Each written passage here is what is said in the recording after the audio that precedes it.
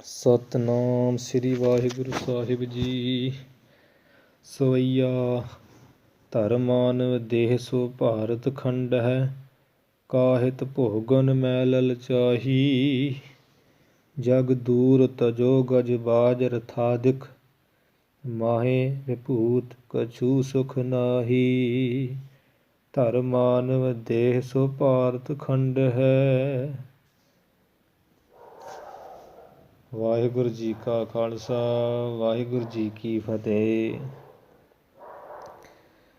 ਆਪਾਂ ਗੁਰੂ ਸਾਹਿਬ ਜੀ ਦੀ ਕਿਰਪਾ ਨਾਲ ਭਾਵ ਰਸਾਮ੍ਰਿਤ ਗ੍ਰੰਥ ਪੜ੍ਹ ਰਹੇ ਹਾਂ,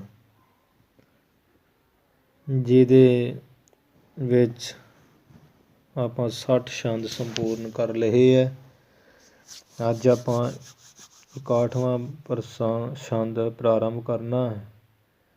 ਆਓ ਜਿਵੇਂ ਭਾਵ ਰਸਾਮ੍ਰਿਤ ਗ੍ਰੰਥ ਵਿੱਚ ਪੰਡਿਤ ਗੁਲਾਬ ਸਿੰਘ ਮਹਾਰਾਜ ਸਿੱਖਿਆ ਦੇ ਰਹੇ ਹੈ, ਉਹ ਸਿੱਖਿਆ ਆਪਾਂ ਗ੍ਰਹਿਣ ਕਰੀਏ ਜੀ। ਸਵਈਆ ਧਰਮਾਨਵ ਦੇਹ ਸੋ ਭਾਰਤ ਖੰਡ ਹੈ। ਹੇ ਜੀਵ, ਭਾਰਤ ਖੰਡ 9 ਖੰਡਾਂ ਵਿੱਚੋਂ ਸਭ ਤੋਂ ਸ੍ਰੇਸ਼ਟ ਭਾਰਤ ਖੰਡ ਹੈ। ਇਸ ਭਾਰਤ ਦਾ ਅਰਥ ਭਾਰਤ ਮਹਾਂਭਾਰਤ, ਇਸ ਮਹਾਂਭਾਰਤ ਖੰਡ ਹੈ। ਖੰਡ ਵਿੱਚ ਧਰਮ ਮਾਨਵ ਦੇ ਮਨੁੱਖਾਂ ਦੇ ਹੀ ਧਾਰਨ ਕਰਕੇ ਕਾਹਿਤ ਭੋਗਨ ਮੈਂ ਲਲਚਾਹੀ। ਫਿਰ ਤੂੰ ਕਿਸ ਵਾਸਤੇ ਕਾਹਿਤ, ਕਿਸ ਹਿਤ ਵਾਸਤੇ ਭੋਗਨ, ਭੋਗਾਂ ਦੇ ਵਿੱਚ ਭੋਗਾਂ ਦੇ ਵਿੱਚ ਲਲਚਾਹੀ, ਲਲਚਾਉਂਦਾ ਹੈ। ਅੰਦਰ ਦੀ ਖਿੱਚ ਜਿਹੜੀ ਹੈ ਨਾ, ਉਹਨੂੰ ਲਲਚਣਾ ਕਹਿੰਦੇ, ਲਾਲਚ ਕਰਨਾ ਕਹਿੰਦੇ। ਧਰਮ ਮਾਨਵ ਦੇਹ ਸੋ ਭਾਰਤ ਖੰਡ ਹੈ। 9 ਖੰਡਾਂ ਵਿੱਚੋਂ ਸਭ ਤੋਂ ਜਿਹੜਾ ਸੋ ਕਹੀਏ ਸ੍ਰੇਸ਼ਟ ਹੈ, ਉਹ ਭਾਰਤ ਮਹਾਂਭਾਰਤ ਖੰਡ ਹੈ। ਇਹ ਹੈ ਅਤੇ ਇਹ ਭਾਰਤ ਖੰਡ ਵਿੱਚ ਧਰ ਦੇ ਮਾਨਵ ਦੇ ਮਨੁੱਖ ਦੇ ਧਰ ਕੇ ਧਾਰਨ ਕਰਕੇ ਅਤੇ ਬੰਦਗੀ ਕਰਨੀ ਚਾਹੀਦੀ ਹੈ। ਇਹ ਰਿਸ਼ੀ ਮੁਨੀਆਂ ਦੀ ਧਰਤੀ ਹੈ। ਇੱਥੇ ਤੇ ਬਹੁਤ ਰਿਸ਼ੀ ਮੁਨੀ ਹੈ ਜਿਹੜੇ ਆ ਰਹੇ ਹੈ। ਪਰ ਕਾਹਿਤ ਭੋਗਨ ਮੈਂ ਲਲਚਾਹੀ, ਕਿਸ ਵਾਸਤੇ ਤੂੰ ਭੋਗਾਂ ਦੇ ਵਿੱਚ ਲਲਚਾਹੀ ਕਈ ਲਲਚਾਉਂਦਾ ਹੈ। ਕਾਹਨੂੰ ਲਾਲਚ ਕਰਦਾ ਪਦਾਰਥਾਂ ਵਿੱਚ, ਵਿਸ਼ੇ ਭੋਗਾਂ ਵਿੱਚ ਕਾਹਨੂੰ ਲਲਚਾਉਂਦਾ ਹੈ। ਇਹ ਜਿਹੜੇ ਖੰਡਾਂ ਬਾਰੇ ਤੇ 9 ਖੰਡ ਧਰਤੀ 'ਤੇ ਮੰਨੇ, ਜਿਨ੍ਹਾਂ ਵਿੱਚ ਸ੍ਰੀ ਗੁਰੂ ਨਾਨਕ ਸਾਹਿਬ ਜੀ ਵੀ ਗਏ। 9 ਖੰਡ, ਖੰਡ ਦਾ ਅਰਥ ਹੁੰਦਾ ਹਿੱਸਾ, ਟੋਟੇ। ਧਰਤੀ ਦੇ 9 ਹਿੱਸੇ ਟੋਟੇ ਮੰਨੇ ਗਏ। ਅਤੇ ਜਿਹੜਾ ਰਾਜਾ ਅਜਨਾਬ ਹੋਇਆ, ਉਹਦੇ ਪੁੱਤਰਾਂ ਦੇ ਨਾਵਾਂ 'ਤੇ ਹੀ ਇਹਨਾਂ ਖੰਡਾਂ ਦੇ ਨਾਮ ਰੱਖੇ ਗਏ। ਉਹਦੇ ਪੁੱਤਰ ਭਰਤ ਦਾ ਜਿਹੜਾ ਭਰਤ ਸੀ, ਉਹਦੇ ਨਾਮ ਤੋਂ ਹੀ ਭਾਰਤ ਖੰਡ ਨਾਮ ਰੱਖਿਆ। ਜੰਬੂ ਦੀਪ ਅੰਦਰ ਇਹ 9 ਖੰਡ ਹੈ। 9 ਖੰਡ ਤਾਂ ਇਹਨਾਂ ਦੇ ਵੱਖੋ ਵੱਖਰੇ ਇਹਨਾਂ ਦੇ ਨਾਮ ਹਨ, ਬੜੇ ਤਰ੍ਹਾਂ ਲਿਖੇ ਹੋਏ। ਕੁਰੂ ਖੰਡ, ਹਿਰਣਮੈ ਖੰਡ, ਇਲਾਬਰਤ ਖੰਡ, ਕੇਤਮਾਲ ਖੰਡ, ਹਰਵਰਖ ਖੰਡ, ਰਮਯਕ ਖੰਡ, ਕਿੰਪੁਰਖ ਖੰਡ, ਭੱਦਰ ਖੰਡ, ਭਾਰਤ ਖੰਡ। ਸਾਰਿਆਂ ਵਿੱਚੋਂ ਭਾਰਤ ਖੰਡ ਹੀ ਉਂਝ ਮਹਾਨ ਸ੍ਰੇਸ਼ਟ ਹੈ, ਕਿਉਂਕਿ ਇਹਦੇ ਵਿੱਚ ਹੀ ਸਾਧ ਸੰਗਤ ਜੀ ਬਹੁਤ, ਭਾਰਤ ਖੰਡ ਵਿੱਚ ਕਿੰਨੇ ਸਾਧੂ ਫਕੀਰ ਮਹਾਤਮਾ, ਜਿਨ੍ਹਾਂ ਧਰਮ ਦਾ ਪ੍ਰਚਾਰ ਭਾਰਤ ਖੰਡ ਵਿੱਚ ਇੰਨਾ ਕਿਤੇ ਨਹੀਂ। ਸਾਰੇ ਅਵਤਾਰ ਇੱਥੇ ਹੀ ਹੋਏ ਹੈ, ਭਾਵੇਂ ਉਹ ਕਿਸੇ ਪੱਖ ਨਾਲ ਹੀ ਹੋਏ। ਸਭ ਤੋਂ ਜ਼ਿਆਦਾ ਧਰਮ ਵੀ ਭਾਰਤ ਵਿੱਚ ਹੀ। ਤਾਂ ਇਹ ਕਵੀ ਜੀ ਕਹਿ ਰਹੇ ਹੈ ਕਿ ਮਾਨਵ ਦੇਹ ਤੂੰ ਧਰ ਕੇ ਧਾਰਨ ਕਰਕੇ, ਕਿਹਦੇ ਵਿੱਚ ਸੋ ਭਾਰਤ, ਜਿਹੜਾ ਸ੍ਰੇਸ਼ਟ ਮਹਾਂਭਾਰਤ ਹੈ। ਇਹ ਖੰਡ ਹੈ ਕਿ ਇਸ ਭਾਰਤ ਖੰਡ ਵਿੱਚ ਮਨੁੱਖ ਦੇ ਧਾਰ ਕੇ ਕਾਹਿਤ ਕਿਸ ਵਾਸਤੇ ਤੂੰ ਭੋਗਾਂ ਪਦਾਰਥਾਂ ਵਿੱਚ ਲਲਚਾਉਂਦਾ ਹੈ ਮਨਾ। ਹੇ ਜੀਵ ਜਗ ਦੂਰ ਤਜੋ ਗਜ ਬਾਜ ਰਥਾਦਿਕ। ਹੇ ਭਾਈ ਇਹ ਕਰਮ ਭੂਮੀ ਭਾਰਤ ਖੰਡ ਵਿੱਚ ਜਨਮ ਲੈ ਕੇ ਲਾਲਚ ਵਿੱਚ ਨਹੀਂ ਫਸਣਾ ਚਾਹੀਦਾ। ਜਗ ਦੂਰ ਤਜੋ, ਇਹ ਜਗ ਇਹ ਸੰਸਾਰ ਅੰਦਰ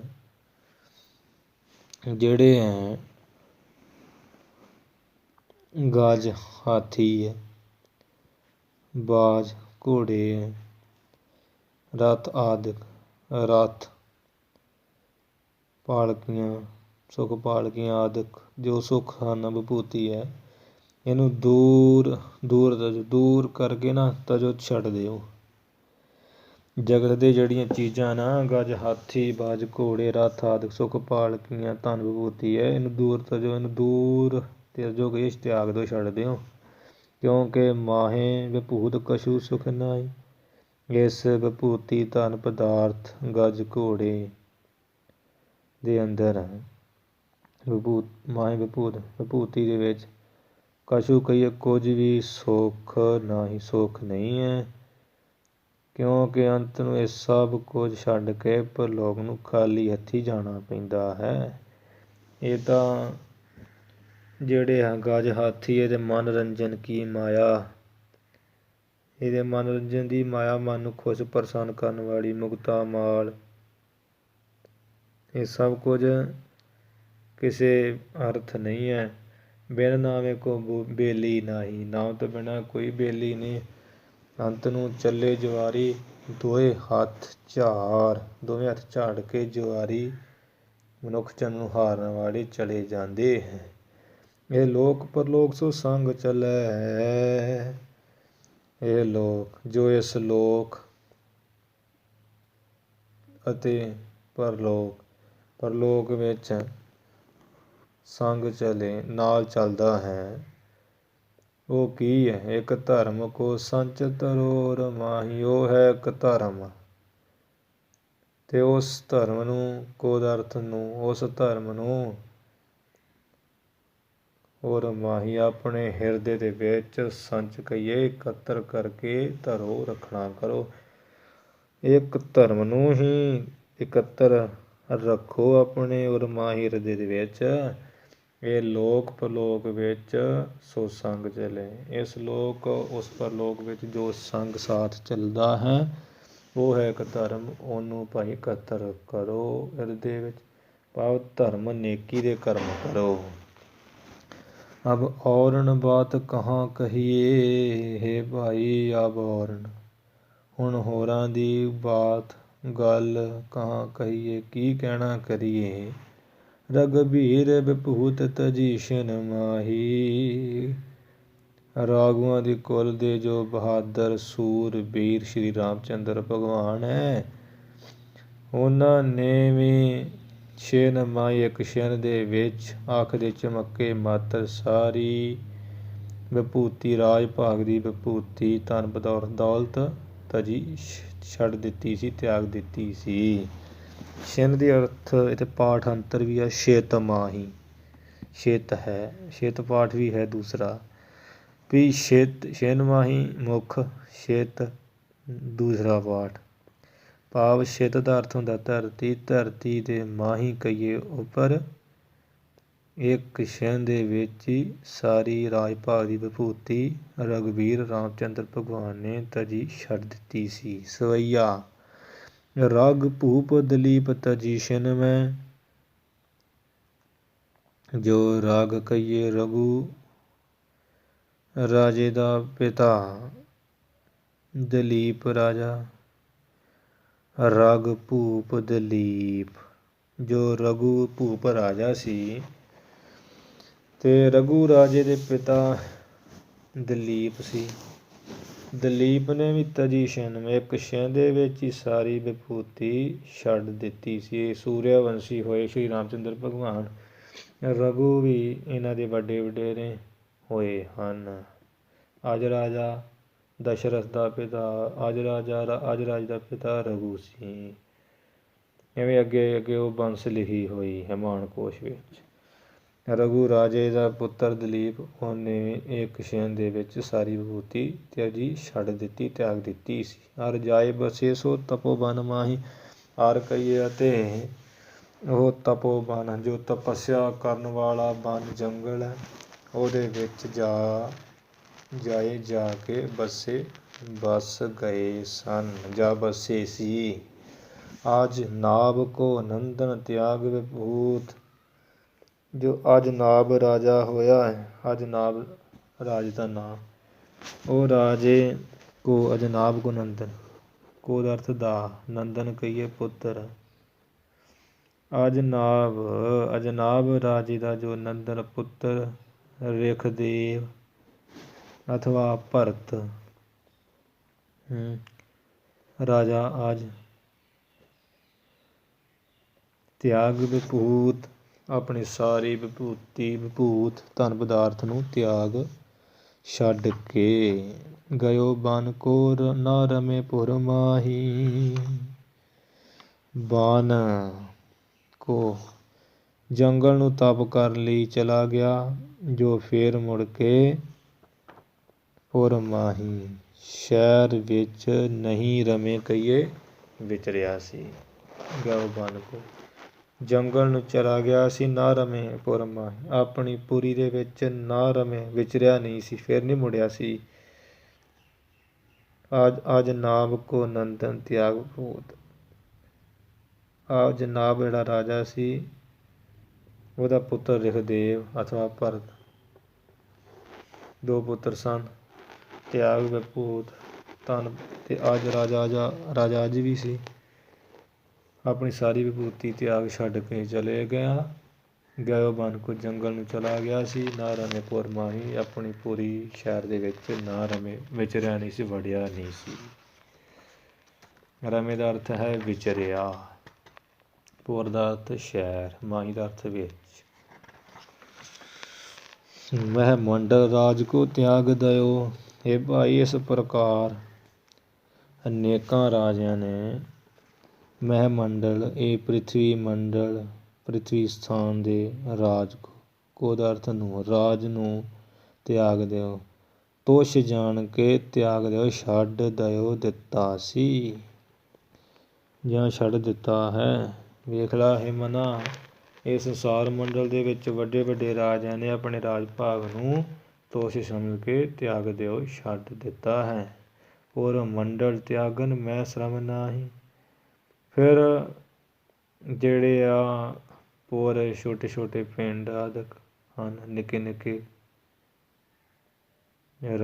ਕਸਬੇ ਹੈ, ਤੇ ਇਹਨਾਂ ਦਾ ਜਿਹੜਾ ਰਾਜ ਭਾਗ ਹੈ, ਤਿਆਗਨ ਮੈਂ ਸ਼ਰਮ ਨਾਹੀ, ਪੁਰ ਮੰਡਲ ਤਿਆਗਨ ਆੜੀ ਨਿੱਕੇ ਨਿੱਕੇ ਪੂਰੀਆਂ ਕਸਬੇ ਸ਼ਹਿਰ ਨਿੱਕੇ ਨਿੱਕੇ ਜਿਹੇ ਹੈ, ਇਸ ਸ਼ਹਿਰਾਂ ਪਿੰਡਾਂ ਨੂੰ ਤਿਆਗਣ ਵਿੱਚ ਛੱਡਣ ਵਿੱਚ ਸ਼ਰਮ ਨਾਹੀ, ਕਾਹਦਾ ਸ਼ਰਮ ਕਸ਼ਟ ਹੈ, ਭਾਵ ਕੋਈ ਕਸ਼ਟ ਨਹੀਂ ਹੋਣਾ ਚਾਹੀਦਾ। ਐਡੇ ਐਡੇ ਰਾਜਿਆਂ ਨੇ ਰਾਜ ਭਾਗ ਛੱਡ ਦਿੱਤੇ ਹੈ, ਤੇ ਤੂੰ ਆ ਪੁਰ ਪਿੰਡ ਦਾ ਮੰਡਲ ਘੇਰਾ ਜਾਂ ਘੱਟ ਕੇ ਚਾਦਰ ਬਣਿਆ। ਪੁਰ ਮੰਡਲ ਦੇ ਰਾਜ ਭਾਗ ਪੈਂਚੀ ਛੱਡਣ ਵਿੱਚ ਕਾਹਦਾ ਕਸ਼ਟ ਹੈ, ਕੋਈ ਕਸ਼ਟ ਨਹੀਂ ਹੋਣਾ ਚਾਹੀਦਾ। ਸੁੱਤੀ ਸਿੱਧ ਛੱਡ ਕੇ ਬੰਦਗੀ ਕਰਨੀ ਚਾਹੀਦੀ ਹੈ। ਰਾਜ ਮਿਲਕ ਸਰਕਦਾਰੀਆਂ ਇਹ ਕਿਸੇ ਕੰਮ ਨਹੀਂ ਹਨ। ਅਬ ਔਰਨ ਬਾਤ ਕਹਾਂ ਕਹੀਏ, ਇਹ ਭਾਈ ਅਬ ਹੋਣ ਔਰਨ ਹੋਰਾਂ ਦੀ ਬਾਤ ਗੱਲ ਕਹਾਂ ਕੀ ਕਹੀਏ, ਕਹਿਣਾ ਕਰੀਏ। ਰਘਬੀਰ ਵਿਭੂਤ ਤਜੀ ਛਿਨ ਮਾਹੀ, ਜੋ ਰਾਘਵਾਂ ਦੀ ਕੁਲ ਦੇ ਬਹਾਦਰ ਸੂਰਬੀਰ ਸ਼੍ਰੀ ਰਾਮ ਚੰਦਰ ਭਗਵਾਨ, ਉਹਨਾਂ ਨੇ ਸਾਰੀ ਵਿਭੂਤੀ ਰਾਜ ਭਾਗ ਦੀ ਤਜੀ ਛੱਡ ਦਿੱਤੀ ਸੀ, ਛਿਨ ਮਾਹੀ ਛਿਨ ਦੇ ਵਿੱਚ ਹੀ। ਛਿਨ ਦੀ ਜਗ੍ਹਾ ਪਾਠ ਛਿਤ ਦੱਸਿਆ ਕਿ ਉਹਨੂੰ ਜਿੱਥੇ ਇਹ ਤੁਕ ਆਏਗੀ ਉੱਥੇ ਛਿਤ ਪਾਠ ਨਾਲੇ ਹੀ ਕਰ ਲੈਣਾ ਹੈ। ਛਿਤ ਦਾ ਅਰਥ ਧਰਤੀ ਵਿੱਚ, ਛਿਨ ਦਾ ਅਰਥ ਛਿਨ ਵਿੱਚ, ਵਿਭੂਤੀ ਛੱਡ ਦਿੱਤੀ ਸੀ, ਇਵੇਂ ਸਮਝ ਲੈਣਾ। ਸਵਈਆ ਬਨਤਾ ਸੁਤ ਰਾਜ ਵਿਭੂਤਨ ਮੈਂ, ਇਹ ਭਾਈ ਬਨਤਾ ਜਿਹੜੀ ਇਸਤਰੀ, ਸੁਤ ਜੋ ਪੁੱਤਰ, ਰਾਜ ਵਿਭੂਤਨ ਰਾਜ ਵਿਭੂਤੀ, ਰਾਜ ਭਾਗ ਦੀ ਸਮੱਗਰੀ। ਇਹ ਮੈਂ ਕਈ ਦੇ ਵਿੱਚ ਨਿਜ ਦੇਸ਼ਨ ਮੈਂ ਸੁਭ ਵੇਸਨ ਮਾਹੀ। ਫਿਰ ਜਿਹੜੇ ਆਪਣਾ ਨਿਜ ਕਈ ਆਪਣਾ ਦੇਸ਼ਨ ਦੇਸ਼ ਹੈ, ਇਹ ਆਪਣੇ ਦੇਸ਼ਾਂ ਵਿੱਚ ਸੋਭ ਵੇਸਨ ਮਾਈ ਸੋਭ ਚੰਗੇ ਚੰਗੇ ਵੇਸਨ ਲਿਬਾਸਾਂ ਦੇ ਵਿੱਚ ਗਜ ਦੰਤ ਪਲੰਗ ਸੋ ਮੰਦਰ ਮੈਂ। ਫਿਰ ਬਹੁਤ ਹੀ ਸੋ ਕਹੀਏ ਸ੍ਰੇਸ਼ਟ, ਸੋ ਕਹੀਏ ਸੋਹਣੇ ਸੋਹਣੇ ਜਿਹੜੇ ਮੰਦਰ ਹੈ, ਮਕਾਨਾਂ ਦੇ ਵਿੱਚ ਗਜਦੰਤ ਪਲੰਗ, ਜਿਹੜੇ ਹਾਥੀ ਦੇ ਦੰਤ ਕਹੀਏ ਦੰਦਾਂ ਦੇ ਬਣੇ ਹੋਏ ਪਲੰਗ ਹਨ। ਉਹ ਪਲੰਗਾਂ ਦੇ ਵਿੱਚ ਬਹੁ ਵਿਅੰਜਨ ਔਰ ਪਟੰਬਰ ਮਾਹੀ। ਬਹੁ ਕੇ ਬੇਅੰਤ ਬਹੁਤ ਪ੍ਰਕਾਰ ਦੇ ਵਿਅੰਜਨ ਜਿਹੜੇ ਭੋਜਨ ਹੈ, ਔਰ ਅਤੇ ਪਟੰਬਰ ਪਾਟ ਨਾਮ ਰੇਸ਼ਮ ਦਾ, ਅੰਬਰ ਨਾਮ ਕੱਪੜੇ ਦਾ, ਬਸਤਰ ਦਾ। ਰੇਸ਼ਮ ਦੇ ਬਸਤਰਾਂ ਵਿੱਚ ਸੁਖ ਜੋ ਪਿਖੀਐ ਥਿਰ ਨਾਹੀਂ ਰਹੇ। ਇਤਿਆਦਿਕ ਪਦਾਰਥਾਂ ਦੇ ਵਿੱਚ ਬੇਅੰਤ ਜਿੰਨੇ ਪਦਾਰਥ ਦਿਸ ਰਹੇ ਹੈ, ਜੋ ਪਿਖੀਏ ਜਿਹੜੇ ਸੁੱਖ ਪਿਖੀਏ ਵੇਖੀਦੇ ਹਨ, ਥਿਰ ਨਾਹੀਂ ਰਹੇ, ਉਹ ਸਦਾ ਥਿਰ ਸਥਿਤ ਰਹਿਣ ਵਾਲੇ ਨਹੀਂ ਹਨ। ਇਹ ਜੋ ਉੱਪਰ ਪਦਾਰਥ ਦੱਸੇ ਹੈ, ਇਤਿਆਦਿਕ ਹੋਰ ਪਦਾਰਥ ਜੋ ਵੀ ਹੈ, ਉਹਨਾਂ ਵਿੱਚ ਜੇ ਸੁੱਖ ਪਿਖੀਏ ਵੇਖੀਏ ਜਾਂ ਵੇਖੀਦੇ ਹਨ ਵੀ ਇਹਨਾਂ 'ਚ ਬੜਾ ਸੁੱਖ ਹੈ, ਥਿਰ ਨਾ ਰਹੇ, ਇਹ ਸਦਾ ਅਸਥਿਰ ਰਹਿਣ ਸਥਿਤ ਰਹਿਣ ਵਾਲੇ ਨਹੀਂ ਹਨ। ਹੇ ਮੂਰਖ ਮਨੁੱਖ, ਇਹ ਹੇਰ ਤਜੇ ਬੁੱਧ ਯਾ ਯਗ ਮਾਹੀ।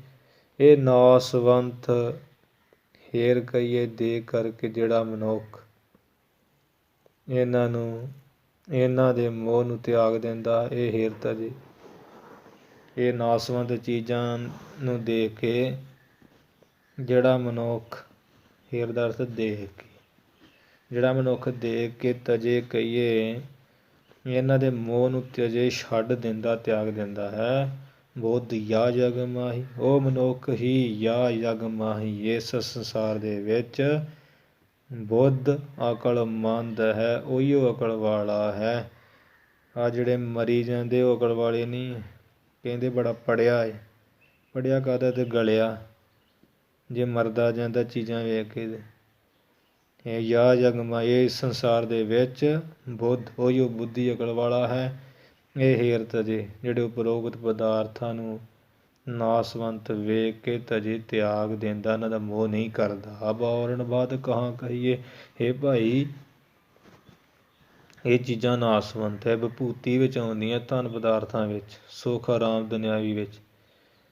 ਕਹਿੰਦੇ ਵੀ ਇਹ ਇਹਨਾਂ ਦੇ ਵਿੱਚ ਹਰ ਇੱਕ ਬੰਦਾ ਪਰਿਵਰਤਨ ਹੈ, ਪਰ ਅਸੀਂ ਕਹਿੰਦੇ ਹਾਂ ਅਬ ਔਰਨ ਬਾਤ ਕਹਾਂ ਕਹੀਏ, ਵੀ ਹੋਰਾਂ ਦੀ ਹੁਣ ਗੱਲ ਤਾਂ ਕਹਾਂ ਕੀ ਕਹੀਏ।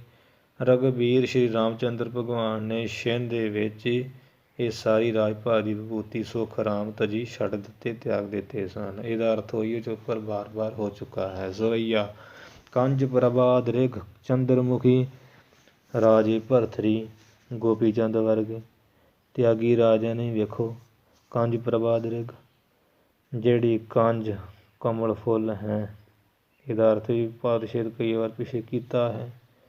ਪ੍ਰਭਾ ਦ੍ਰਿਘ ਕੰਜ ਕਮਲ ਫੁੱਲ ਦੇ ਵਾਂਗ, ਪ੍ਰਭਾ ਜਿਹੜੀ ਸੋਭਾ ਪਾਉਣ ਵਾਲੀ, ਦ੍ਰਿਘ ਨੇਤਰਾਂ ਵਾਲੀਆਂ, ਚੰਦਰਮੁਖੀ ਚੰਦਰਮਾ ਦੇ ਮੁਖ ਵਾਲੀਆਂ, ਭਾਵ ਚੰਦਰਮਾ ਵਾਂਗ ਸੋਹਣਾ ਪ੍ਰਕਾਸ਼ ਚਮਕੀਲੇ ਮੁਖੜੇ ਵਾਲੀਆਂ।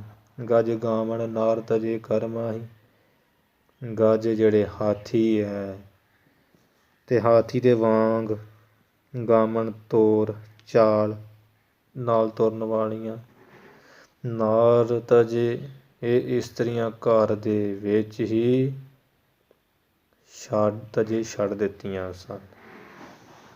ਵੀ ਜਿਨ੍ਹਾਂ ਦੇ ਕਮਲ ਫੁੱਲ ਵਰਗੀ ਸੋਭਾ ਨੇਤਰਾਂ ਦੀ, ਚੰਦਰਮਾ ਵਰਗੇ ਮੁਖ ਸਨ, ਹਾਥੀਆਂ ਵਰਗੀ ਤੋਰ ਚਾਲ ਸੀ, ਐਸੀ ਇਸਤਰੀਆਂ ਘਰ ਵਿੱਚ ਛੱਡ ਦਿੱਤੀਆਂ ਸਨ। ਭਰਥਰ ਵਰਗੇ ਗੋਪੀ ਚੰਦ ਵਰਗੇ ਤਿਆਗੀਆਂ ਨੇ। ਭੌਂ ਰੰਗੀਨ ਸਮੇਤ ਤਜੇ, ਫਿਰ ਕੱਲੇ ਇਸਤਰੀਆਂ ਹੀ ਨਹੀਂ ਛੱਡੀਆਂ, ਬਲਕਿ ਰੰਗੀਨ ਭੌਣ, ਰੰਗਾਂ ਰੰਗਾਂ ਦੇ ਰੰਗ ਬਿਰੰਗੇ ਢੰਗਾਂ ਨਾਲ ਬਣੇ ਹੋਏ ਜਿਹੜੇ ਭੌਣ ਘਰ ਸਨ, ਮਹਿਲ ਸੀ, ਉਹ ਸਮੇਤ ਜੀ ਉਹ ਵੀ ਉਹਨਾਂ ਇਸਤਰੀਆਂ ਸਮੇਤ ਹੀ ਤਜੇ ਛੱਡ ਦਿੱਤੇ। ਇਹਨਾਂ ਨੂੰ ਵੀ ਤਿਆਗਿਆ ਨਾਲ, ਰੰਗ ਬਿਰੰਗੇ ਘਰਾਂ ਨੂੰ ਵੀ ਸਮੇਤ ਇਸਤਰੀਆਂ ਦੇ ਨਾਲ ਹੀ ਤਜੇ ਤਿਆਗ ਦਿੱਤਾ, ਛੱਡ ਦਿੱਤਾ। ਸਭ ਭੋਗ ਬਿਲਾਸ ਹੋਤੇ ਕਰ ਮਾਹੀ, ਜੋ ਵੀ ਘਰ ਦੇ ਵਿੱਚ ਸਭ ਭੋਗ, ਸਾਰੇ ਪਦਾਰਥਾਂ ਦੇ ਕਈ ਤਰ੍ਹਾਂ ਦੇ ਬਿਲਾਸ ਕੌਤਕ ਹੁੰਦੇ ਸਨ।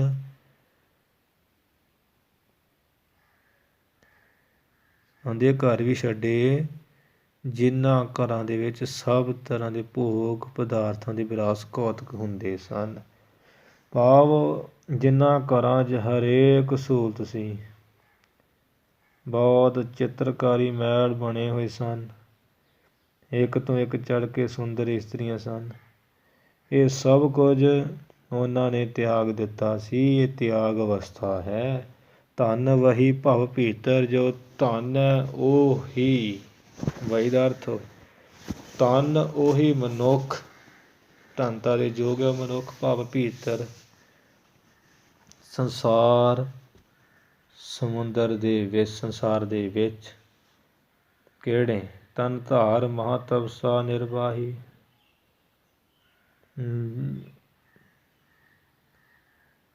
ਜਿਹੜੇ ਤਨ ਧਾਰ, ਇਸ ਸਰੀਰ ਨੂੰ ਧਾਰਨ ਕਰਕੇ ਬਹੁਤ ਤਪਸਾ, ਭਾਰੀ ਤਪੱਸਿਆ ਵਿੱਚ ਨਿਰਵਾਹੀ ਆਪਣੀ ਜ਼ਿੰਦਗੀ ਦਾ ਨਿਰਵਾਹ ਕਰਦੇ। ਤਨ ਵਹੀ ਭਾਵ ਭੀਤਰ, ਜੋ ਧਨ ਵਹੀ ਉਹ ਪੁਰਸ਼, ਵਹੀ ਦਾ ਅਰਥ ਉਹੀ ਪੁਰਸ਼ ਧਨਤਾ ਯੋਗ ਹਨ ਸੰਸਾਰ ਦੇ ਵਿੱਚ, ਜਿਹੜੇ ਤਨ ਧਾਰ, ਇਹ ਸਰੀਰ ਮਨੁੱਖ ਜਨਮ ਧਾਰ ਕੇ ਬਹੁਤ ਤਪੱਸਾ ਕਰੀਏ, ਤਪੱਸਿਆ ਕਰਕੇ ਆਪਣੀ ਜ਼ਿੰਦਗੀ ਦਾ ਨਿਰਵਾਹ ਕਰਦੇ ਹਨ। ਅਬਾਵਰਣ ਬਾਤ ਕਹਾਂ ਕਹੀਏ, ਹੁਣ ਹੋਰ ਤੇ ਮਨੁੱਖਾਂ ਦੀ ਭਾਈ, ਜਾਂ ਅਬਾਵਰਣ ਹੁਣ ਹੋਰ ਤੇ ਕਿਸੇ ਦੀ ਗੱਲਬਾਤ ਕਹਾਂ ਕੀ ਕਹੀਏ। ਰਘਬੀਰ ਸਮੇਂ ਦੇ ਅਵਤਾਰ ਸ਼੍ਰੀ ਰਾਮ ਚੰਦਰ ਭਗਵਾਨ ਸੂਰਮੇ ਯੋਧੇ, ਉਹਨਾਂ ਨੇ ਵੀ ਛਿੰਨ ਦੇ ਵਿੱਚ ਇਹ ਵਿਭੂਤੀ ਨਾਸਵੰਤ ਸਮਝ ਕੇ ਤਜੀ ਛੱਡ ਦਿੱਤੀ ਸੀ ਵੀ ਇਹ ਪਦਾਰਥ ਸਦਾ ਕਿਹਦੇ ਕਾਇਮ ਰਹੇ ਆ ਤੇ ਕਿਹਦੇ ਰਹਿਣੇ ਆ, ਸਰੀਰ ਕਿਹਦੇ ਕਾਇਮ ਤੇ ਕਿਹੜੇ ਰਹਿਣੇ ਹੈ। ਸਵਈਆ ਜੋ ਚਤੁਰਾਨਨ ਕੇ ਸੁਤ ਚਾਰ, ਜਿਹੜੇ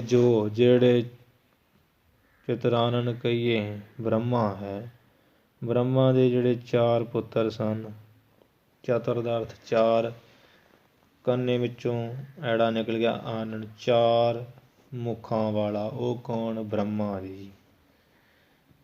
ਇਹ ਵੀ ਕਾਮ ਕਰਕੇ 4 ਮੂੰਹ ਲੱਗੇ, ਕਈ ਕਹਿੰਦੇ 4 ਵੇਦ ਉਚਾਰੇ 4ਵੇਂ ਮੂੰਹਾਂ ਨਾਲ ਤਾਂ ਲੱਗੇ, ਸੋ ਵਿਚਾਰ 4 ਮੁਖਾਂ ਵਾਲੇ ਜਿਹੜੇ ਬ੍ਰਹਮਾ ਜੀ ਹੈ, ਉਹਨਾਂ ਦੇ ਜਿਹੜੇ ਪੁੱਤਰ 4 ਮਨੋ ਸੰਕਲਪ ਬਿਰਤੀ ਨਾਲ ਬਣੇ 4 ਪੁੱਤਰ, ਸਨਕ ਸਨੰਦਨ ਸਨਾਤਨ ਸੰਤ ਕੁਮਾਰ, ਇਹ ਸੁਤ 4 ਸੁਤ ਕਹੀਏ ਪੁੱਤਰ, ਸਨਕ ਸਨੰਦਨ ਸਨਾਤਨ ਸੰਤ ਕੁਮਾਰ।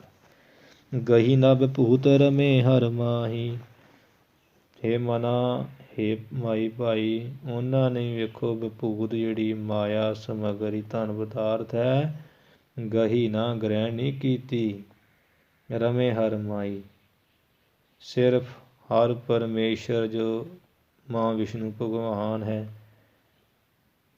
ਉਹਨਾਂ ਵਿਸ਼ਨੂੰ ਭਗਵਾਨ ਦੇ ਮਾਹੀ ਚਰਨਾਂ ਵਿੱਚ ਹੀ ਰਮੇ ਕਹੀਏ ਵਿਚਰਦੇ ਰਹਿੰਦੇ ਆ। ਇਹਨਾਂ ਨੇ ਸਹੁੰ ਹੀ ਪਾਈ ਹੋਈ, ਇਹਨਾਂ ਹੁਕਮ ਹੀ ਕਰਕੇ ਭਗਵਾਨ ਪਾਸੋਂ ਉਮਰ ਹੀ ਲਈ ਹੈ 5 ਸਾਲ ਦੀ, 5 ਸਾਲ ਦੀ ਬੱਚਿਆਂ ਵਾਲੀ ਉਮਰ ਰਖਾ ਕੇ ਤੇ ਐਸੀ ਅਵਸਥਾ ਬਣਾਈ ਹੈ ਕਿ ਰਮੇ ਹਰ ਮਾਹੀ, ਵਿਸ਼ਨੂੰ ਭਗਵਾਨ ਦੇ ਚਰਨਾਂ ਵਿੱਚ ਹੀ ਰਮੇ ਵਿਚਰਦੇ ਰਹਿੰਦੇ, ਭਾਵ ਨਾਮ ਹੀ ਸਿਮਰਦੇ ਰਹਿੰਦੇ ਹੈ। ਗਹੀ ਨਾ ਵਿਭੂਤੀ ਧਨ ਪਦਾਰਥ ਗਹੀ ਨਾ ਉਹ ਨਹੀਂ ਗ੍ਰਹਿਣ ਕੀਤਾ ਹੈ। ਯਦਪ ਹੈ ਹਰ ਪੂਰਨ, ਤੇ ਭਾਵੇਂ ਤੇ ਉਹ ਚਾਰੇ ਭਰਾ ਹੀ ਹਰ ਪੂਰਨ, ਉਹ ਹਰ ਜੋ ਵਿਸ਼ਨੂੰ ਭਗਵਾਨ ਜੀ ਦੇ ਪ੍ਰੇਮ ਵਿੱਚ ਯਦ ਭਾਵੇਂ ਯਦ ਪਦਾਰਥ ਹੁੰਦਾ ਭਾਵੇਂ ਉਹ ਚਾਰੇ ਭਰਾ ਹੀ ਹਰ ਪੂਰਨ ਹਰੀ ਪਰਮੇਸ਼ਰ ਵਿਸ਼ਨੂੰ ਭਗਵਾਨ ਦੀ ਭਗਤੀ ਵਿੱਚ ਪੂਰਨ ਹਨ। ਅਬਲੋ ਰਤ ਹੈ ਸ਼ੁਭ ਸੰਤਨ ਮਾਈ। ਪਰ ਫਿਰ ਵੀ ਕਹਿੰਦੇ ਐਡੀ ਅਵਸਥਾ ਦੇ ਮਾਲਕ ਹੋਣ ਦੇ ਬਾਵਜੂਦ ਵੀ ਅਬਲੋ ਹੁਣ ਤੱਕ, ਲਓ ਦਾ ਅਰਥ ਤੱਕ, ਅਬ ਦਾ ਅਰਥ ਹੁਣ ਤੱਕ ਸ਼ੁਭ ਸੰਤਨ ਮਾਈ ਜਿਹੜੇ ਸ੍ਰੇਸ਼ਟ ਸਿਮਰਨ ਵਾਲੇ, ਸਾਸ ਗ੍ਰਸ ਵਿਸਰਨ ਨਾ ਦੇਣ ਵਾਲੇ, ਪਰਮੇਸ਼ਰ ਨੂੰ ਹਰ ਵੇਲੇ ਧਿਆਉਣ ਵਾਲੇ ਹੈ, ਉਹ ਸ੍ਰੇਸ਼ਟ ਸੰਤਾਂ ਦੇ ਚਰਨਾਂ ਵਿੱਚ ਰਤ ਹੈ। ਉਹਨਾਂ ਦੀ ਰਤ ਕਹੀਏ ਪ੍ਰੀਤੀ ਹੈ। ਹੁਣ ਤੱਕ ਇਹੋ ਜਿਹੇ ਮਹਾਨ ਹੈ ਉਹ, ਭਾਵੇਂ ਉਹ ਆਪ ਹੀ ਸੰਤ ਰੂਪ ਹੈ, ਸੰਤ ਰੂਪ ਆਪ ਮਹਾਨ ਭਗਤ ਹੈ, ਫਿਰ ਵੀ ਸੰਤ ਮਹਾਤਮਾ ਨਾਲ ਅਤਿਅੰਤ ਪ੍ਰੀਤੀ ਕਰਦੇ ਹੈ। ਯਦ ਹਰ ਪੂਰਨ ਤੇ ਹਰ ਦਾ ਅਰਥ ਹਰੇਕ ਵੀ ਹੁੰਦਾ ਵੀ ਹਰੇਕ ਗੁਣਾਂ ਵਿੱਚ ਉਹ ਚਾਰੇ ਭਰਾ ਪੂਰਨ ਹਨ। ਭਾਵੇਂ ਅਬਲੋ ਰਤ ਹੈ ਸੁਖ ਸੰਤਨਾ, ਫਿਰ ਵੀ ਉਹਨਾਂ ਦੀ ਹੁਣ ਤੱਕ ਚੰਗੇ ਸ੍ਰੇਸ਼ਟ ਕਮਾਈ ਵਾਲੇ ਸੰਤਾਂ ਵਿੱਚ ਰਤੀ ਹੈ, ਪ੍ਰੀਤੀ ਹੈ। ਸ਼ੇਸ਼ ਸਮੀਪ ਸੁਨੇ ਹਰ ਕੋ ਜਸ, ਹੋ ਸਨਕਾਦਿਕ ਚਾਰੇ ਭਰਾ। ਸ਼ੇਸ਼ ਸਮੀਪ, ਸ਼ੇਸ਼ ਨਾਗ ਦੇ ਸਮੀਪ ਕਹੀਏ ਕੋਲ ਜਾ ਕੇ, ਹਰ ਰੋਜ਼ ਅੰਮ੍ਰਿਤ ਵੇਲੇ ਸੁਣੇ ਹਰ ਕੋ ਜਸ, ਵਾਹਿਗੁਰੂ ਭਗਵਾਨ ਪਰਮਾਤਮਾ ਦਾ ਜਸ ਸੁਣਦੇ ਹਨ। ਸੰਭ ਸਮੀਪ ਸਦਾ ਚੱਲ ਜਾਹੀਂ, ਸੰਭੂ ਜੋ ਹੈ ਸ਼ਿਵ ਜੀ ਕਲਿਆਣ ਸਰੂਪ ਆਪਣੇ ਸਵੈੰਭੂ ਮੰਨਦਾ ਹੈ, ਉਹ ਸ਼ਿਵ ਜੀ ਦੇ ਸਮੀਪ ਨੇੜੇ ਸਦਾ ਹਮੇਸ਼ਾ ਹੀ ਸ਼ਿਵ ਜੀ ਦੇ ਵੀ ਸਮੀਪ ਕੋਲ ਜਾ ਕੇ ਸਦਾ ਹੀ ਕੋਲ ਜਾ ਕੇ ਚੱਲ ਜਾਂਦੇ ਹਨ। ਉੱਥੇ ਪਰਮਾਤਮਾ ਦੀ ਭਗਤੀ ਕਰਦੇ ਹੈ। ਸ਼ੇਸ਼ਨਾਗ ਦੇ ਕੋਲ ਜਾ ਕੇ ਹਰ ਕੋ ਜਸ, ਭਗਵਾਨ ਪਰਮਾਤਮਾ ਜਸ ਸੁਣਦੇ ਹੈ। ਸ਼ੰਭੂ ਸ਼ਿਵ ਜੀ ਦੇ ਕੋਲ ਸਦਾ ਚੱਲ ਕੇ ਜਾਂਦੇ, ਉੱਥੇ ਹੀ ਜਸ ਸੁਣਦੇ ਤੇ ਆਪ ਕਰਦੇ ਹਨ। ਹੋਵਤ ਹੈ ਗੁਣ ਉੱਤਮ ਨਾਸ, ਕਿਉਂਕਿ ਉਹ ਜਾਣਦੇ ਹਨ ਕਿ ਜੈਸੀ ਸੰਗਤ ਤੈਸੀ ਰੰਗਤ, ਤੇ ਜਿਹੜੇ ਹੋਵਤ ਹੈ ਗੁਣ ਉੱਤਮ ਨਾਸ, ਜਿਹੜੇ ਉੱਤਮ ਗੁਣ ਹੈ ਉਹ ਨਾਸ ਹੁੰਦੇ ਹੈ। ਕਾਹਦੇ ਕਰਕੇ? ਕੁਸੰਗਤ ਤੇ ਸੰਕਾਦ ਡਰਾਹੀਂ। ਇਸ ਲਈ ਜਿਹੜੀ ਕੁਸੰਗਤ ਹੈ ਨਾ, ਖੋਟੇ ਮਨੁੱਖਾਂ ਦੀ ਸੰਗਤ, ਭੈੜੇ ਮਨੁੱਖਾਂ ਦੀ ਸੰਗਤ, ਵਿਸ਼ਈ ਵਿਕਾਰਾਂ ਦੇ ਪੁਰਖਾਂ ਦੀ ਸੰਗਤ, ਸਾਗਤ ਪੁਰਸ਼ਾਂ ਦੀ ਸੰਗਤ, ਉਸ ਸੰਗਤ ਤੋਂ ਤੇ ਸਨਕਾਦਿਕ ਚਾਰੇ ਭਰਾ ਸਨਕ, ਸਨੰਦਨ, ਸਨਾਤਨ, ਸੰਤ ਕੁਮਾਰ, ਬ੍ਰਹਮਾ ਦੇ ਪੁੱਤਰ ਬ੍ਰਹਮਾ ਆਦਿ ਡਰਾਹੀਂ ਸਾਰੇ ਹੀ ਡਰਦੇ ਹਨ। ਇਸ ਲਈ ਖੋਟੇ ਮਨੁੱਖਾਂ ਦੀ ਕੁਸੰਗਤ ਭਾਈ ਤਿਆਗਣੀ ਚਾਹੀਦੀ ਹੈ। ਤਾਂ ਹੀ ਇਹ ਗੱਲ ਇੱਥੇ ਕਹਿ ਰਹੇ ਹੈ, ਹੋਵਤ ਹੈ ਗੁਣ ਉੱਤਮ ਨਾਸ। ਕਹਿੰਦੇ ਵੀ ਚਾਰੇ ਭਰਾ ਐਡੇ ਭਗਤੀ ਦੇ ਮਾਲਕ ਹੋ ਗਏ, 5 ਸਾਲ ਦੀ ਉਮਰ ਰੱਖ ਕੇ ਵੀ ਬੰਦਗੀ ਕਰਦੇ ਹੈ, ਸੰਤਾਂ ਦੇ ਚਰਨਾਂ ਵਿੱਚ ਉਹਨਾਂ ਦਾ ਪ੍ਰੇਮ ਹੈ, ਕਿਉਂਕਿ ਉਹ ਇਹ ਗੱਲ ਜਾਣਦੇ ਹੈ। ਹੋਵਤ ਹੈ ਗੁਣ ਉੱਤਮ ਨਾਸ, ਕਿ ਉੱਤਮ ਗੁਣ ਭਗਤੀ ਦੇ ਗੁਣ ਨਾਸ ਹੋ ਜਾਂਦੇ ਹੈ ਕੁਸੰਗਤ ਕਰਕੇ। ਤਾਂ ਸਨਕਾਦ ਡਰਾਹੀਂ, ਸਨਕਾਦਿਕਾਰ ਚਾਰੇ ਪੁੱਤਰ ਚਾਰੇ ਬ੍ਰਹਮਾ ਦੇ ਪੁੱਤਰ ਡਰਦੇ ਹੈ ਕਿ ਕੁਸੰਗਤ ਨਹੀਂ ਕਰਨੀ ਹੈ।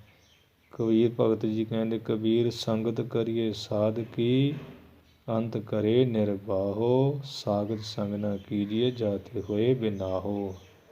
ਸੰਤਾਂ ਦੀ ਸੰਗਤ ਕਰੀਏ, ਕਿਉਂਕਿ ਕਬੀਰ ਚੰਦਨ ਕਾ ਬਿਰਵਾ ਭਲਾ, ਬੇੜਿਓ ਢਾਕ ਪਲਾਸ, ਕੋਈ ਵੀ ਚੰਦਨ ਹੋਏ ਰਹਿ, ਬਸੇ ਜੋ ਚੰਦਨ ਪਾਸ।